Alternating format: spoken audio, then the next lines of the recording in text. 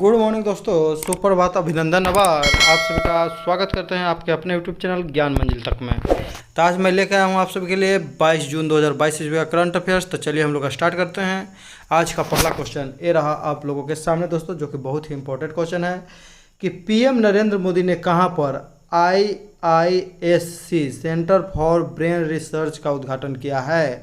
तो centre for brain research याद रखिएगा दोस्तों, ब्रेन रिसर्च थी काम हो जाएगा तो बेंगलुरु, बेंगलुरु याद रखिएगा तब बेंगलुरु में शुरू किए हैं, उद्घाटन किए हैं इसका। APJ अब्दुल कलाम तकनीकी संस्थान का कहाँ पर जो दोस्तों बनाया गया है, तो विशाखापत्तनम आंध्र प्रदेश में। अटल बिहारी वाजपेयी तकनीकी संस्थान जयपुर। स्टैचू ऑफ इक्वलिटी की स्थापना हैदराबाद के तेलंगाना में रामानुजाचार्य की मूर्ति है 216 फीट ऊंची, जो कि दुनिया की सबसे ऊंची दूसरी बैठी हुई मूर्ति है। नरेंद्र मोदी ने राष्ट्र को राष्ट्रीय रक्षा विश्वविद्यालय समर्पित किया, वो कहाँ में स्थित है, तो गुजरात में दोस्तों याद रखिएगा, राष्ट्रीय रक्षा विश्वविद्यालय। भारत का पहला पैरा बैडमिंटन एकेडमी की स्थापना कहाँ में किया गया दोस्तों, तो लखनऊ में। इस बार पैरा बैडमिंटन में कितने लोगों ने गोल्ड मेडल जीता था दोस्तों, तो 2 लोगों ने, याद रखिएगा दोस्तों। एक का नाम था जो कि सबसे पहले बैडमिंटन में, पैरा बैडमिंटन में गोल्ड मेडल जीते थे, कौन है, प्रमोद भगत, जो कि बिहार के रहने वाले दोस्तों। 8वां अंतर्राष्ट्रीय योग दिवस 2022 की थीम क्या है, तो 8वां अंतर्राष्ट्रीय योग दिवस हम सभी जानते हैं कि दोस्तों एक योग दिवस जो मनाया जाता है 21 जून को मनाया जाता है। 2014 ईस्वी में जो है दोस्तों घोषणा किया जाता है, 2015 से मनाया जाता है। तो इसका इस बार का थीम क्या है, तो मानवता के लिए योग, याद रखिएगा दोस्तों, मानवता के लिए योग। बहुत ही अच्छा क्वेश्चन है दोस्तों। अंतर्राष्ट्रीय योग दिवस जो है 21 जून को मनाया जाता है। 2014 में इसकी घोषणा की जाती है और पहली बार 2021 जून 15 में मनाया जाता है। 8वां अंतर्राष्ट्रीय योग दिवस 2022 में मनाया जा रहा है, कहाँ पर, तो मैसूर में दोस्तों, याद रखिएगा। अंतर्राष्ट्रीय योग दिवस के अवसर पर आयुष मंत्रालय ने दुनिया में उनके योगदान के सम्मान में 2 व्यक्तियों और 2 संगठनों को 2022 के लिए योग के विकास और समर्थन में उत्कृष्ट योगदान के लिए प्रधानमंत्री पुरस्कार दिया दोस्तों, याद रखिएगा। कौन सा पुरस्कार, तो योग के लिए दिया गया है प्रधानमंत्री पुरस्कार दोस्तों, उसके विकास में सहायता करने के लिए।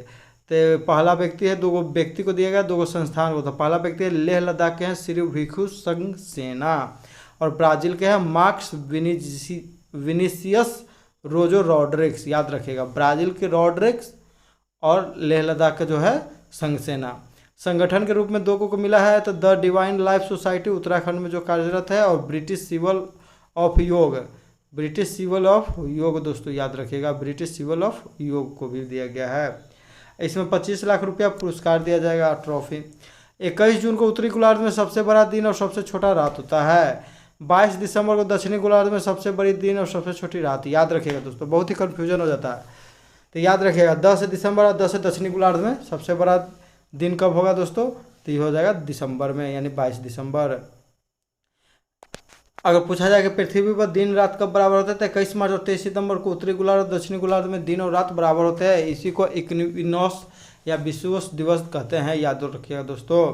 भारत के बाहर पहला योग विश्वविद्यालय लॉस एंजल्स अमेरिका में स्वामी विवेकानंद योग विश्वविद्यालय के नाम से खोला गया दोस्तों।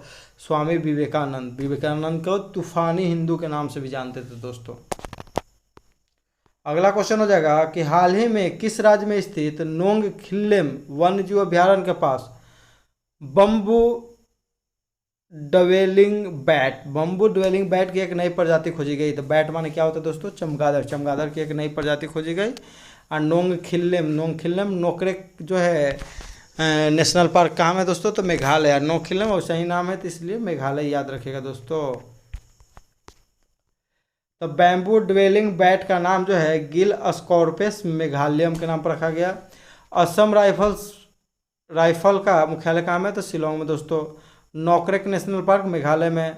नेशनल पीपुल्स पार्टी जो है नागालैंड मेघालय में जो दोस्तों नेशनल पीपुल्स पार्टी की सरकार है, कॉनरेड संगमा वहाँ के मुख्यमंत्री हैं, और भारत की 8वीं राष्ट्रीय पार्टी का दर्जा भी इसी को मिला है। ये कौन छाप दोस्तों, तो इस जो है किताब छाप है, याद रखिएगा दोस्तों, किताब छाप। मेघों का घर किसे कहते हैं, मेघालय। विश्व में सर्वाधिक वर्षा कहाँ में होती है दोस्तों, तो मासिंगराम में, याद रखिएगा। शिलोंग में किस भारतीय राष्ट्रपति की मृत्यु होती है, तो APJ अब्दुल कलाम की, याद रखिएगा दोस्तों। पृथ्वी को जीने लायक कैसे बनाया जाए दोस्तों, इसी पर भाषण दे रहे थे, उसके बाद हार्ट अटैक आता है उनको। सुनील छेत्री, अगला क्वेश्चन है कि सुनील छेत्री संयुक्त रूप से विश्व में सबसे ज़्यादा गोल करने वाले खिलाड़ियों की संख्या में किस स्थान पर पहुंच गया है? तो सुनील छेत्री जो है कि भारत के नामी खिलाड़ी है फुटबॉल के दोस्तों, तो किस स्थान पर पहुंच गए? तो 5वें स्थान पर संयुक्त रूप से अंतर्राष्ट्रीय मैचों में गोल करने वाले, तो ये 5वें स्थान पर पहुंच गया है। तो सुनील छेत्री ने हांगकांग के खिलाफ अपना 84वां अंतर्राष्ट्रीय गोल किया और रियल मैड्रिड और हंगेरियन फुटबॉल के दिग्गज फेरक पुस्कस के रिकॉर्ड की बराबरी की। क्रिस्टियानो रोनाल्डो 117 गोल के साथ पहले स्थान पर है, जिन्हें CR7 के नाम से जाना जाता है। लियोनस मेसी दूसरे 86 गोल करके सक्रिय खिलाड़ियों में सुनील छेत्री अंतर्राष्ट्रीय फुटबॉल में तीसरे सबसे अधिक गोल करने वाले खिलाड़ी हैं, यानी कि सक्रिय में तीसरे सबसे अधिक। वह एशिया और भारत के सर्वाधिक सक्रिय गोल करने वाले खिलाड़ी भी हैं दोस्तों। सक्रिय खिलाड़ी माने जो अभी वर्तमान में खेल रहे हैं। मेजर ध्यानचंद पुरस्कार प्राप्त करने वाले पहले फुटबॉलर खिलाड़ी कौन है दोस्तों? तो सुनील छेत्री को 2021 में दिया गया। फुटबॉल के क्षेत्र में यह है पहली बार मेजर ध्यानचंद पुरस्कार दिया गया दोस्तों। इससे पहले इसका क्या नाम था? तो राजीव गांधी खेलरत्न पुरस्कार नाम था। 1991-92 में स्थापना होती है। पहली बार विश्वनाथन आनंद को दिया जाता है। सबसे युवा में किसको दिया गया दोस्तों? सबसे कम उम्र में दिया गया है किसको? तो अभिनव बिंद्रा को। वाइचिंग भूटिया का संबंध फुटबॉल से है। उनका संबंध किस राज्य से है? तो सिक्किम। भूटिया जनजाति भी पूछता था सिक्किम में। रेड बुल ड्राइवर मैक्स वर्स्टेपेन ने कैनेडियन ग्राफी 2022 जीता है दोस्तों, याद रखिएगा। अगला क्वेश्चन है दोस्तों, एक पुस्तक का नाम है कि Gautam Adani the man who change in India नामक पुस्तक के लेखक कौन है? तो RN भास्कर। अगला क्वेश्चन है दोस्तों कि निम्नलिखित में से किस संस्थान को शिक्षा में ICT यानी कि इंफॉर्मेशन एंड कम्युनिकेशन टेक्नोलॉजी के उपयोग के लिए वर्ष 2021 के यूनेस्को के किंग हमद बिन ईसा अल खलीफा पुरस्कार दिया गया? कौन सा पुरस्कार? तो किंग हमद बिन ईसा अल खलीफा पुरस्कार दिया गया दोस्तों। तो किसको दिया गया याद रखिएगा, तो यह हो जाएगा केंद्रीय शैक्षिक प्रौद्योगिकी संस्थान दोस्तों। ऑप्शन नंबर C सही हो जाएगा। इसी के द्वारा जो दोस्तों, इसी संस्थान के द्वारा जो है PME विद्या योजना की शुरुआत की गई। इसी के द्वारा, इसी के लिए दिया गया 17 मई 2022 को शुरुआत किया जाता है। विश्व के बड़े बड़े यूनिवर्सिटी के कोर्स ऑनलाइन उपलब्ध है। और स्कूल चलो अभियान उत्तर प्रदेश सरकार द्वारा जो है नामांकन को बढ़ाने के लिए श्रावस्ती से शुरू किया गया। राइट टू एजुकेशन कब आया दोस्तों? 2009 में लागू हुआ 2010 में। संविधान संशोधन दोस्तों, तो 86वां संविधान संशोधन 2002 से जो है शिक्षा का अधिकार जो है सभी को दिया गया, प्राथमिक शिक्षा। न्यू एजुकेशन पॉलिसी 2020 किस कमेटी की सिफारिश पर लागू होती है? तो के कस्तूरी रंगन। इसको लागू करने वाला पहला राज्य कर्नाटक, दूसरा राज्य मध्य प्रदेश। कस्तूरी कर्नाटक, क से कस्तूरी, क से कर्नाटक। भारत में शिक्षा का मैग्ना कार्टा किसे कहा जाता है? लॉर्ड डलहौजी के समय वुड डिस्पैच नीति को ही भारत में शिक्षा का मैग्ना कार्टा कहा जाता है, भी याद रखिएगा दोस्तों। अगर पटना हाईकोर्ट, पटना जो है पटना विश्वविद्यालय की स्थापना की बात किया जाए तो कब हुआ था दोस्तों? तो 1917। पटना हाईकोर्ट 16 में। भारत में किसके अनुशंसा पर इंग्लिश में शिक्षा दिया गया? Lord Macaulay, Lord William Bentinck के समय। स्टैचू ऑफ नॉलेज में किसकी मूर्ति है? तो भीमराव अम्बेडकर को लातूर महाराष्ट्र में बनाया गया है स्टैचू ऑफ नॉलेज दोस्तों। भारत के प्रथम कानून मंत्री थे भीमराव अम्बेडकर। भारतीय संविधान का निर्माता भी कहा जाता है, आधुनिक मनु भी कहा जाता है। इन्हीं के द्वारा जो दोस्तों मनु स्मृति, जो मनु के द्वारा लिखा गया था, उनको जो है जला दिए थे भीमराव अम्बेडकर जी। अगला क्वेश्चन हो जाएगा दोस्तों कि 2022 के लिए विश्व का सर्वश्रेष्ठ हवाई अड्डा हमद अंतर्राष्ट्रीय हवाई अड्डा जो है कहाँ में दोस्तों? कतर में। यह पुरस्कार फ्रांस में दिया गया। भारत के सर्वश्रेष्ठ हवाई अड्डा का पुरस्कार कैंपेन गोरा अंतर्राष्ट्रीय हवाई अड्डा बेंगलुरु। द मेकिंग ऑफ आधार पुस्तक के लेखक राम सेवक शर्मा दोस्तों। भारत 2021 पुस्तक के लेखक राजीव महर्षि, याद रखिएगा दोस्तों। भारत के यह महालेखा एवं नियंत्रक परीक्षक भी रह चुके हैं। भारत 2021 पुस्तक के लेखक राजीव महर्षि। दिस इज अमेरिका डे पुस्तक के लेखक कौन है? तो जोसेफ बाइडेन, जो अमेरिका के वर्तमान में राष्ट्रपति है। My life is full, Indira Nooyi दोस्तों। Indira Nooyi my life is full. यह ICC के जो है सदस्य बनने वाली जो है प्रथम महिला है। द नगमैग्स कर्स पुस्तक के लेखक है अमिताभ घोष। अमिताभ घोष को इंग्लिश पुस्तक के लिए भारत का पहला ज्ञानपीठ पुरस्कार, इंग्लिश में पहला ज्ञानपीठ पुरस्कार अमिताभ घोष को दिया गया दोस्तों। अगला क्वेश्चन हो जाएगा कि हाल ही में जारी नवीकरणीय वैश्विक स्थिति रिपोर्ट 2022 के अनुसार भारतवर्ष 2021 में अक्षय ऊर्जा प्रतिष्ठानों में कौन से स्थान पर है? तो वर्ष 2021 में दोस्तों जो है भारत कौन स्थान पर है? 21, 2, 1, 2, 1 क्या हो जाएगा दोस्तों? तो 3, यानी कि तीसरे स्थान पर है। इससे पहले चीन और रूस, पहला और दूसरा पर रूस, तीसरा पर कौन है दोस्तों? अक्षय ऊर्जा यानी कि नवीकरणीय ऊर्जा में भारत है। वायु शक्ति सूचकांक 2022 में भारत के कौन सा स्थान पर रहा? तो अमेरिका रूस के बाद तीसरे स्थान पर।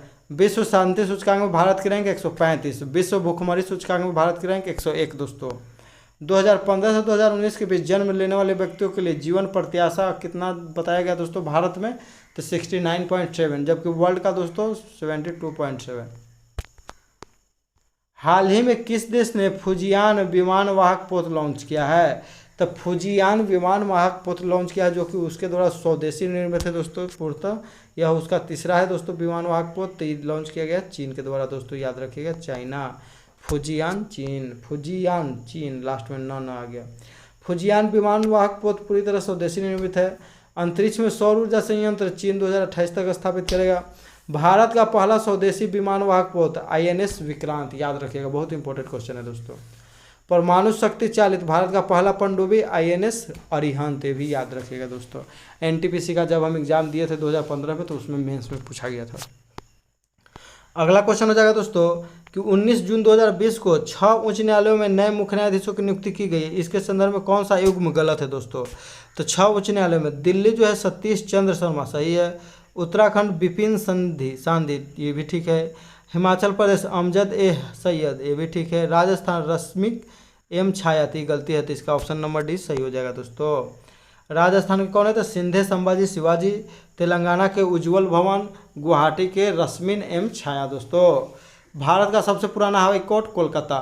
भारत का सबसे नवीनतम हाई कोर्ट अमरावती दोस्तों, जिसका 2019 में स्थापना किया गया। भारत में कुल कितने हाई कोर्ट हैं? तो 25 दोस्तों। भारत का पहला paperless high court Kerala. YouTube पर प्रसारण करने वाला पहला हाई कोर्ट गुजरात। भारत का पहला ई लोक अदालत छत्तीसगढ़। भारत का पहला पेपरलेस विधानसभा नागालैंड दोस्तों। ये सब भी याद रखिएगा, बहुत ही इंपॉर्टेंट क्वेश्चन है दोस्तों। बिहार हाई कोर्ट यानी कि पटना हाई कोर्ट की स्थापना कब हुआ था दोस्तों? तो 1916 में, ये भी याद रखिएगा, बहुत ही इंपॉर्टेंट क्वेश्चन।